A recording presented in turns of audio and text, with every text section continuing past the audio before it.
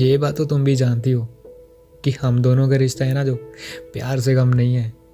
इतनी अंडरस्टैंडिंग तो प्यार में भी नहीं होती जितनी हम दोनों के बीच में है। वैसे हमारे शहरों में काफ़ी डिस्टेंस पड़ता है, पर बातें ऐसे होती हैं जैसे तुम्हारे घर के बगल में रहती हो। कभी कभी तो मन करता है कि तुझे सारा दिन तंग करता रहूं, पर तुम्हारे घर के कामों की लिस्ट काफ़ी लंबी होती है। तुम और तुम्हारे काम तुम ही जानो, पर तुम्हारा कपड़े जलते वक्त मुझसे बात करते रहना, किसी ना किसी बात पे मुझसे लड़ते रहना। सच मानो, बहुत अच्छा लगता है तुम्हारा मुझ पर यूं हक जताना। मैं ये बात अच्छे से जानता हूँ कि तुम मुझसे उम्र में बड़ी हो, पर तुम्हारी क्यूटनेस से मैं तुम्हें बच्ची ही समझता हूँ। ये बात तुम्हें भी पता है कि मैं तुम्हारी लेक्चर भरी बातें इग्नोर करता रहता हूँ, पर सच में तो कभी कभी बहुत भगाती है।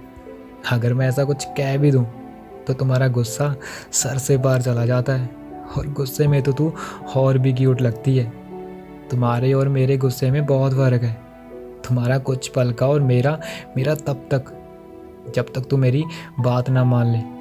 तुमने मुझे बाकी लड़कों की तरह कभी समझा नहीं, क्योंकि तुम मुझे सबसे अलग समझती हो।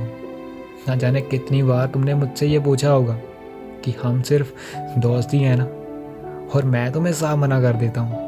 पर यह बात सच है कि तुम्हें वो सब खूबियाँ हैं जो एक इंसान को अपने लाइफ पार्टनर में चाहिए होती हैं।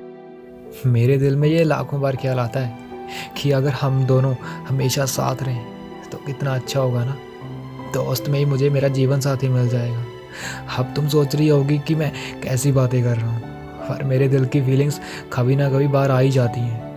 पर तुम मेरी बातों का बुरा मत मानना।